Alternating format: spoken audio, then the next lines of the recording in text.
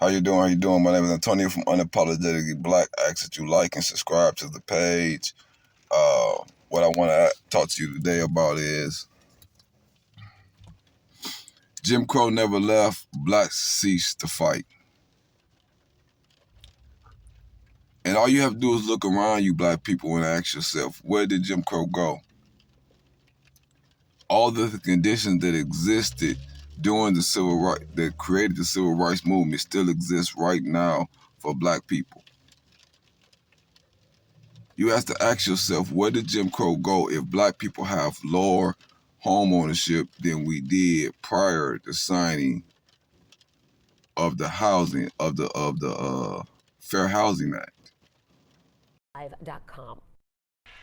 It's an alarming statistic. Black home ownership is at the lowest level since housing segregation was legal. Federal statistics show the rate of home ownership for whites is 70%. In the black community, it's only 50%.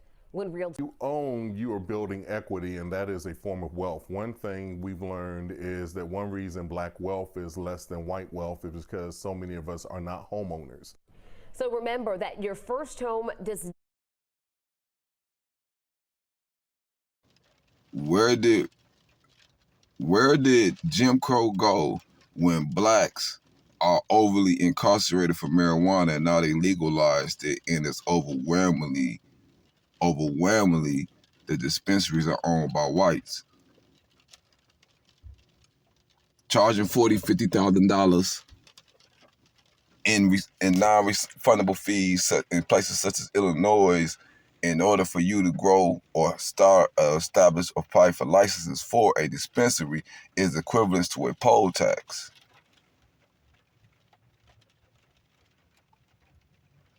They place barriers to your income when at the same time they was incarcerating you in mass numbers for selling weed. So they took something that you could make money off of, and when they legalized it, they placed barriers on it to prevent black people from making money off of it. Black people, please tell me, where did Jim Crow go? Shutting down the country and the Black Lives Matter movement demanding change. Records show that Charlotte-Mecklenburg police drastically reduced the number of people arrested and cited for carrying marijuana in 2020. And this was a seismic shift away from a practice that disproportionately impacts black men and women. In fact, WCNC Charlotte defender Nate Morabito discovered 8 out of every 10 people arrested for misdemeanor marijuana possession in Charlotte since 2016 were black. Less than 10% were white. Police say they're now focused on violent crime instead of minor drug charges. Even so, when they choose to make an arrest or write a ticket for marijuana, records show most of the time the person is black. Surrounded by pigeons, she's sitting on babies, and peach trees. This is my mother's tree. I kept it alive. Andre Phillip, the person is black. Surrounded by pigeons, she's sitting on babies, and peach trees. This is my mother's tree. I kept it alive. Andre Phillips. Make me feel special. A complex man. I'm disabled. Lives a simple life. Bipolar, schizophrenic. I call myself staying out of trouble. And he's not ashamed to tell you. Who am I? He smokes pot. Keep me stable. That habit now has his life unstable. He ain't in the right mental capacity. CMPD arrested Phillips last week. He don't know what the hell y'all talking about, man. Y'all talking about, oh, can we do this, can we do that? Outside his home near Beatties Ford Road. I got consent. I said, I don't know, what is consent? Police reported they found almost $3,000 in cash. According to Phillips, his savings, a scale his family says he uses to ration his marijuana, and $300 worth of weed. Were you going to deal that marijuana? No, sir. No, sir. Only for me. They charged Phillips with possession with the intent to sell. How quickly it can go awry, especially when there's mental health involved. Kenny Robinson's nonprofit, Freedom Fighting Missionaries, helped bail out the 53-year-old. I think it's a crying shame. Now facing a charge the district attorney will most likely dismiss. Not tied to a gun, not tied to violence. Why are they here to start with? That's a common question in other Charlotte neighborhoods, too. It's the introduction to getting minorities a record. One Action NC political director, Robert Dawkins, says it goes back years. Marijuana is what originally caught CMPD's attention in the fatal Keith Lamont Scott case and other cases that never become headlines. The smell of marijuana leads to them pulling you out of your car. CMPD records show the department has spent the last decade moving away from enforcing the least serious marijuana offense, simple possession. 2020 marked the most notable reduction in arrests. But even so, more than 70% of last year's 18 arrests and 500 citations involved black suspects. It's not that we're saying we're going to go into those neighborhoods of color and that we're going to target individuals of color. That's not the case at all. Deputy Chief Stella. The naivety of this ignorant-ass black woman is ridiculous. The issue is that your community is over-policed, and that is a justification for them to harass you. And I'm sick of black people saying, but don't do it. Shut the fuck up. I'm in a free country. Marijuana is associated to no deaths. Alcohol associated to 90,000 deaths. White people got dispensaries all over the country. I'm in Wisconsin. We are 17th in dispensaries in the country, but marijuana is illegal. And it's responsible for no deaths. So shut the fuck up. Because white people say it don't make it fucking right. Slavery was legal. Jim Crow was legal. The law is not an indication of wrong or right. That's why people protest laws in order to get just laws and to replace unjust laws.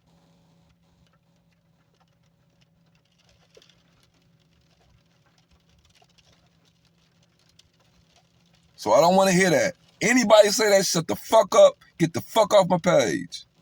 Now, where did Jim Crow go with all these conditions are persistent in American black lives today? That's all I want to know. Where did Jim Crow go? Jim Crow didn't go nowhere. What happened is they destroyed the black families and they made us believe in this false concept of integration that have weakened the black people. So all the gains that was made by blacks during that time frame, far as job, employment, and things of that nature, are being taken away because you no longer have that black base. Jim Crow did not go anywhere. We bought into integration and weakened our base. You have to ask yourself, where did Jim Crow go when we still dealing with massive pay disparities in America? White men are paid more than black men. Black men are the only group in America does not reach the equal pay of white men at no level in America, regardless of education levels.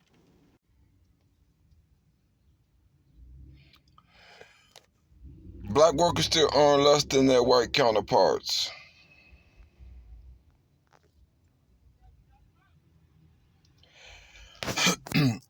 As employers in the U.S. tackle issues around racism, fresh attention is being given to the racial wage gap and why black men and women in particular still earn substantially less than their white counterparts nearly 56 years after the passage of the Civil Rights Act. We find equal pay for equal work is still not a real reality, noted Jackson Guru, a data analyst at compensation data and software firm PayScale.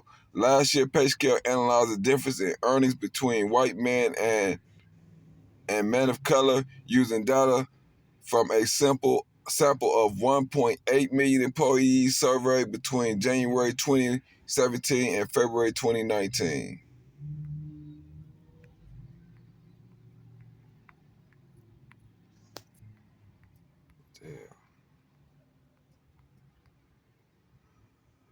Amongst the findings, the Guru report evidence as blacks or African Americans men climb the corporate ladder, they still make less than equally qualified white men. They are the only racial ethnic group that does not achieve pay parity with white men at some level.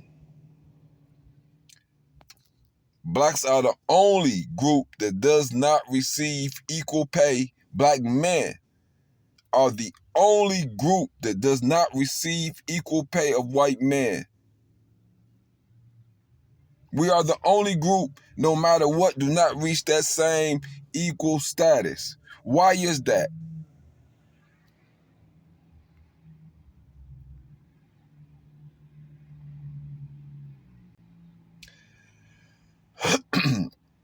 The study found that black men had the largest uncontrolled pay gap relative to white men when comparing the average earnings of black men and white men in the U.S. On average, black men earning 87 cents for every dollar a white man earned. Hispanic workers had the next largest gap, earning 91 cents for every dollar earned by white men. On the other side of the earning spectrums, Asian men typically earn $1.15 for every dollar earned by a white man or worker.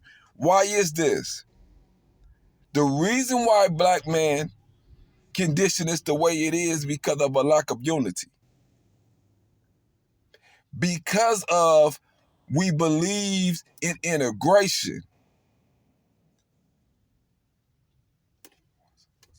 Because we believe in integration. That's the only reason why this is the case. Black women are the highest educated, but are the least paid. Let's be clear. Black women have the most most college degrees, which means they acquired the most amount of debt in order to achieve those positions, but yet they receive the least pay. And being black, most of those loans and the money that they borrowed and credit cards that they used to make it through school were charged at a higher interest rates than whites. All this can continue, and it's possible because black people fail to understand the significance and equity and ownership and building your own. New study shows black women are amongst the most educated group in the United States. New study shows black women have been receiving degrees at a higher rate for years. A new report is revealing encouraging statistics about black women and education. According to findings compiled in a study by the National Center for Education Statistics, black women have been obtaining degrees at a constantly high rate for the last 8 years and counting.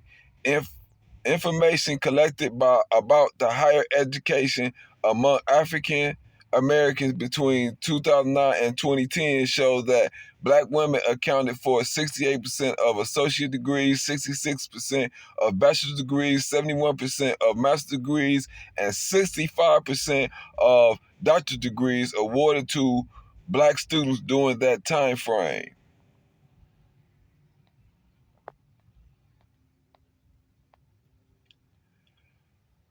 By both race and gender, the study also showed that black women are enrolled in college at a higher percentage than any other group, including white women, Asian women, or white men.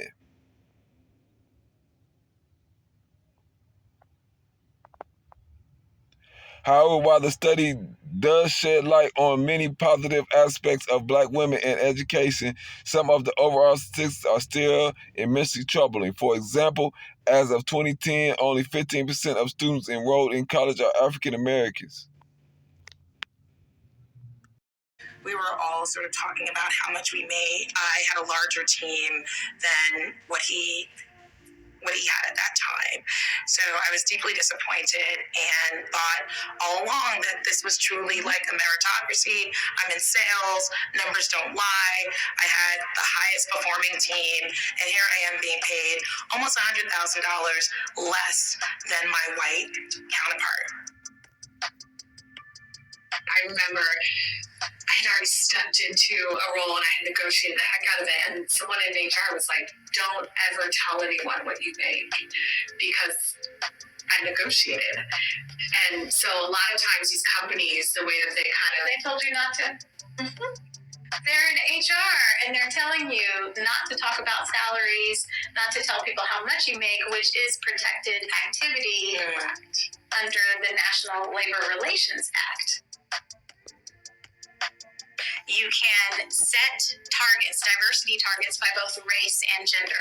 So only roughly 7% of companies actually set targets by both race and gender. When setting representation targets, overall representation targets, you have to look at both because Black women exist at the intersection of both race and gender. And we need you to see us.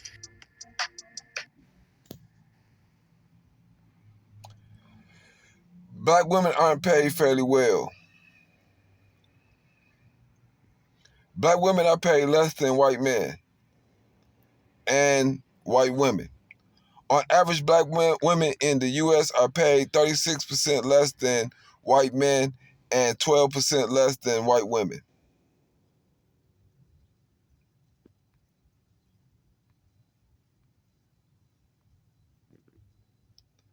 From age 16, black girls are paid less than boys the same age, and the gap only grows from there.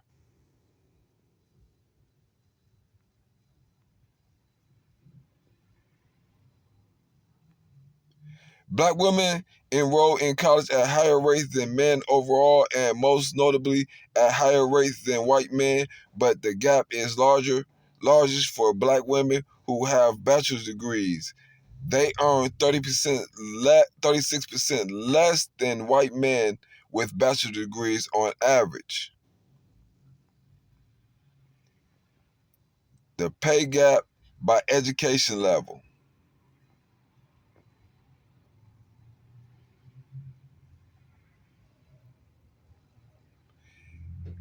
Even in the same job, black women get paid less. Black women are ambitious. They are more likely than white women to say they want to become top executive, but even in the same job, black women are paid less than white men.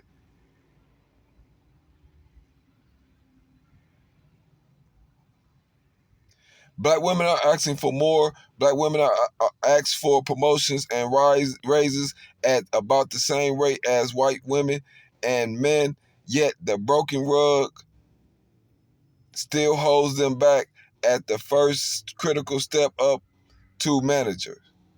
For every 100 men promoted to manager, only 58 black women are promoted.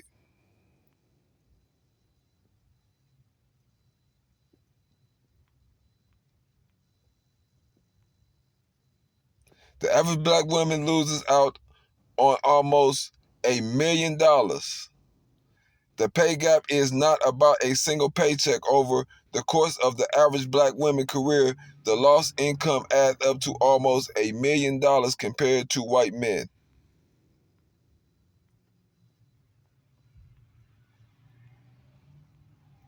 The pay gap widens the wealth gap. How much black women are worth or own. Shockingly, single black women own less than 8% of the dollars compared to white men. Most black mothers are breadwinners for their family, meaning their household depends on their paycheck. When black moms are paid less, they have less money for basic family necessities like rent, groceries, and schools supplies. Over time, this impacts families' ability to invest in savings, higher education, or properties. They're clearly showing you what they have done is they have economically castrated black men, criminalized the black man, left the black woman into the workforce because the black woman doesn't take to the streets when the family need help and assistance surviving. The boy does. So they criminalize the male, and then they send the female, and then they have the female in the workplace, and they use her skills and talents to propel their company and underpay her because there's no one there to protect her. The lack of unity in black people is the reason why Jim Crow has never left. All this continues because black people fail to understand the only way to create equality is to do it yourself. Black people have to understand that white people will never place you on an equal playing field when you live in a society that should be competitive. Why would they not continue their advantage or continue to give themselves an advantage? It's up to you to position yourself in a position of strength by unifying with your own people and empowering yourself as black people to give yourself and your people, your children, an advantage.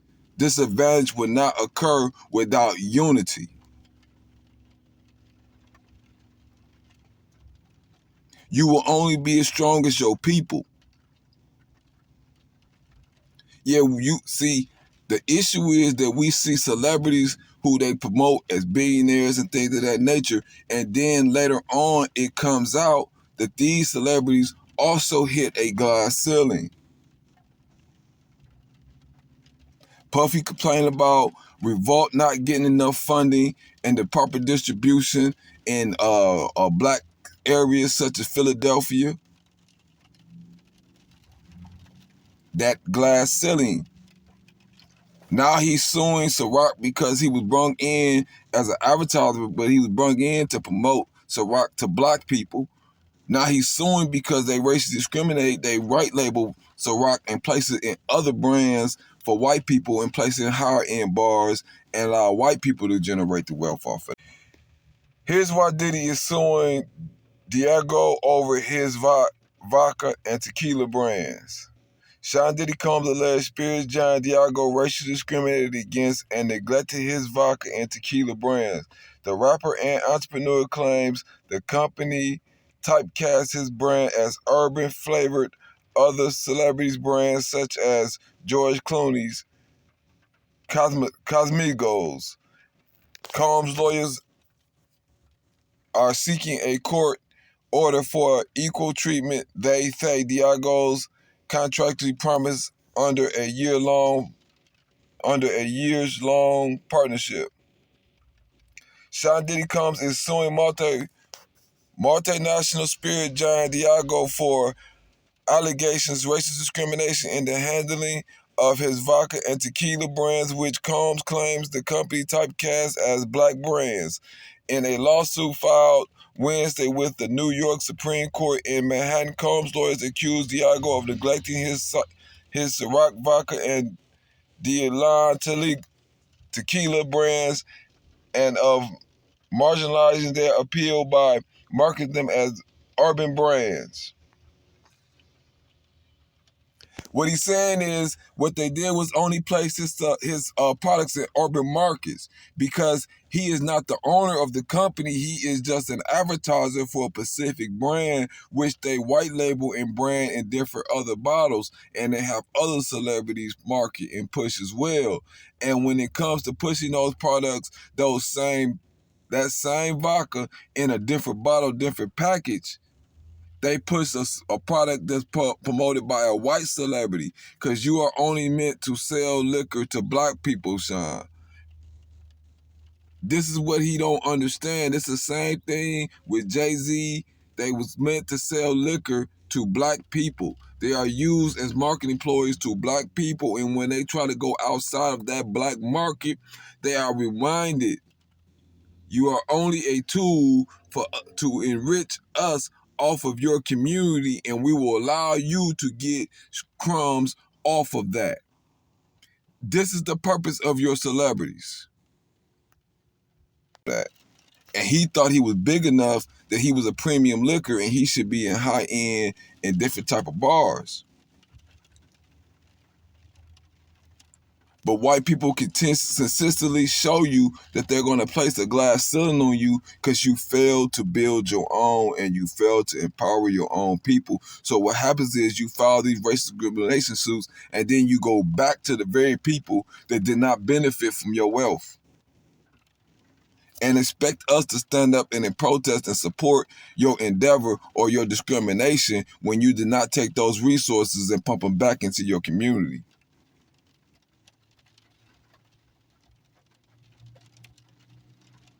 This is why Jim Crow has not went anywhere.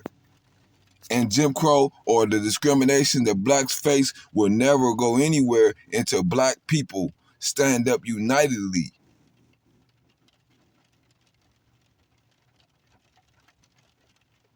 And create a situation and create conditions where that is not possible.